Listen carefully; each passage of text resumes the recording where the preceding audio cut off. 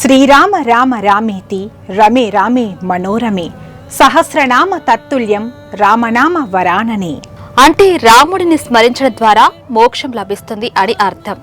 భక్తిని, ఆత్మవిశ్వాసాన్ని పెంపొందించే తారక మంత్రం. హక్కుల కంటే బాధ్యత గొప్పదన్నది రామతత్వం. కష్టంలో కలిసి నడవాలన్నది సీతతత్వం. కుటుంబ బాధ్యత పంచుకోమంటుంది లక్ష్మణతత్వం. నమ్మిన వారి కోసం తెగించమంటుంది ఆంజనేయ తత్వం. ఎన్ని కష్టాలొచ్చినా ఒక మనిషి ధర్మం వైపు నిలబడాలన్నది రామాయణ పరమార్థం. కరుడ కట్టిన కలియుగంలో నేటి తరానికి రామాయణ గాథ విశిష్టతను తెలియజేయడం అవశ్యం.